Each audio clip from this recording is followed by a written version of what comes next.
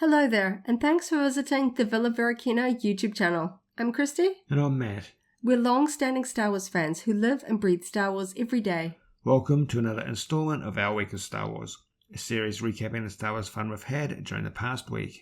First up, 4 episodes of Skeleton Crew have now aired on Disney+. We've watched them all immediately as they've come out, and we are very much enjoying them. We're getting a very good feel for the style of storytelling. It's quite different from some of the material we've seen before, but I actually very much enjoy that. If you look back on the history of Star Wars material, there is a very wide range of storytelling styles, and this really accentuates it in the modern era. As was evident in a lot of the pre-release marketing material, this series is heavily inspired by the Amblin films like E.T. and The Goonies, and something that shows across so strong in this series is the sense of adventure. We're not talking about big galactic wars and conflicts, it's just the adventures of these kids, and I think that that's just a little bit lighter. There is some really fun humor and just sort of moments with some of the kids. I have to say a personal favorite is Neil. He's such a fun character, but I'm really enjoying the sort of lighter side of Star Wars here. Yeah, I think what makes this particularly engaging is the level of storytelling. It is adventures on a very personal level.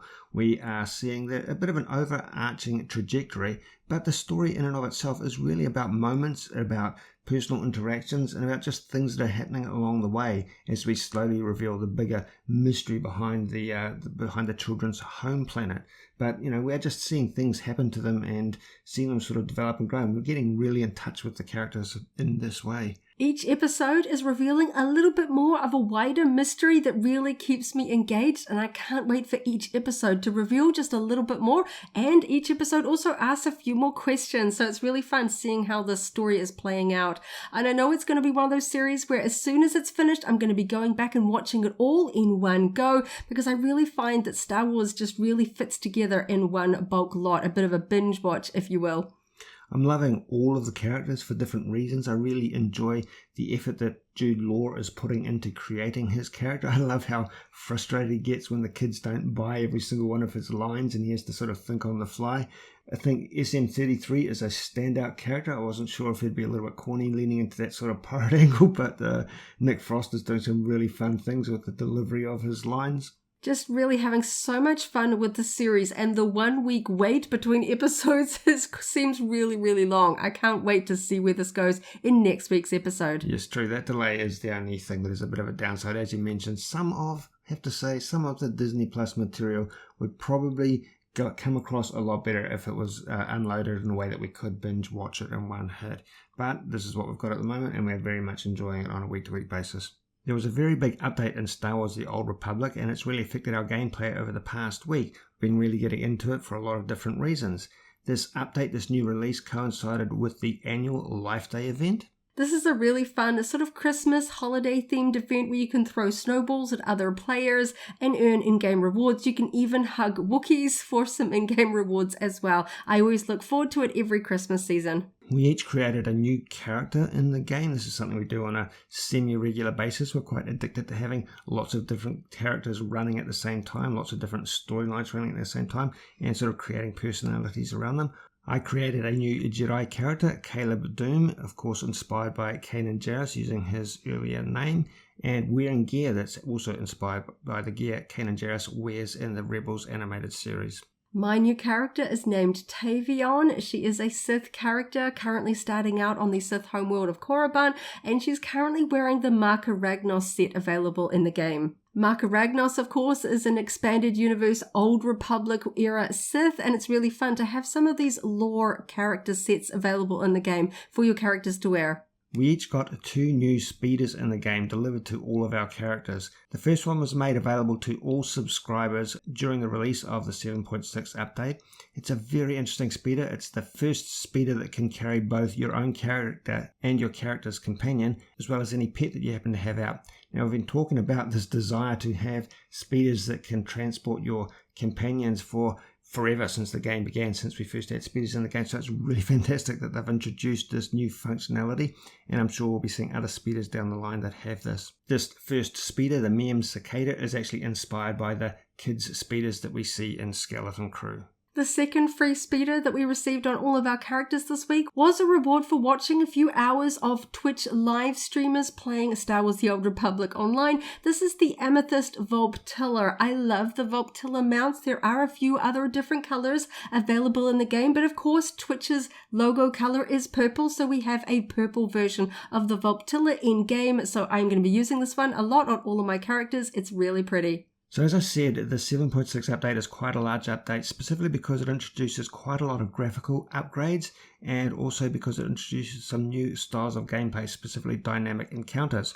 All of these were tested on the public test server in advance of the official release, and we were involved in that, and as a consequence of that, we got a lot of rewards delivered to us at the time of the official 7.6 release. For completing a set of objectives while the public test server was open, we each got a new droid pet, B1SAL, which is heavily inspired by B2EMO from Andor. I love this little droid pet. I'm going to be using it a lot. We also got the Hololog mount, Kai Zykin's MK90 Hololog.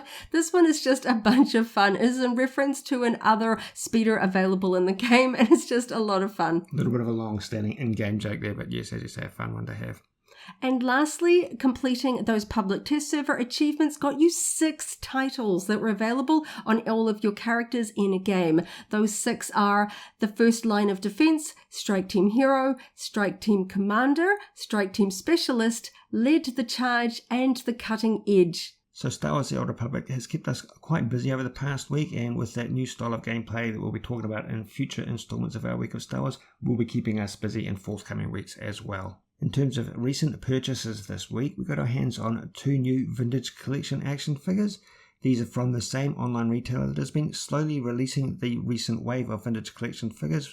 This week we purchased the Jetpack Trooper VC336, and we're very happy to also get the Grand Admiral Thrawn figure from the live-action Ahsoka series VC337. This week we were gifted a really neat collection of Disney pins by a friend who knows that we love collecting pins.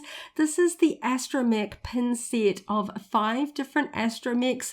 These were available by Disney, and this was such a lovely gift. They are so neat and colorful, each featuring a different Astromech. It was a really thoughtful gift that we're really happy to add to our Star Wars pin collection. I also picked up a couple of Star Wars fashion items this week. First up, some Star Wars hyperspace sunglasses. I quite like collecting Star Wars sunglasses, and this one has some really fun hyperspace printing lines directly on the lenses, which is a little bit rarer for sunglasses. And I also picked up a matching Loungefly Star Wars Return of the Jedi set comprising of the mini backpack featuring scenes from Return of the Jedi and the matching zip-up wallet. In YouTube videos that we have uploaded to our channel in the past week, we released another installment of our 10 Star Wars Things series, this week focusing on our favourite collectibles from the previous year. In this video, we each picked our personal favorite item out of 5 different Star Wars collectible categories, just referencing quickly the things that really stood out to us about the different collectibles that we opened up this year. We opened up a few Vintage Collection action figures and released them as videos. We opened up those 2 new ones that we picked up, Grand Admiral Thrawn VC337, and also the Jetpack Trooper from Jedi Survivor, so one of the Gaming Greats line essentially. Inspired by that Jetpack Trooper, we decided to look at some more Gaming Greats action figures. We looked at an older one to begin with from Battlefront 2, the Heavy Battle Droid VC193. We of course own a lot of Battle Droid action figures in our collection, but this was my first time opening up a vintage collection version of it. It was really fun to take a quick look and comparing it to some of our older Battle Droid action figures as well. I've been having so much fun opening up this Star Wars Doorables line. I picked up another Galactic Cruiser mystery box and opened this one up. Of course, it's always fun finding out which mystery vehicle you find inside. And this time I opened up Princess Leia in a really cute Hoth-inspired X-Wing complete with little Rebel snowman on the back. On that note, thanks for listening to another episode of our Week of Star Wars. We appreciate you taking your time to listen to us. And stay tuned for another episode next week. And as always, may the Force be with you. If you enjoyed this video, go ahead and give it a like, check out our other videos, and subscribe for alerts about new uploads. Thanks for watching, and may the Force be with you.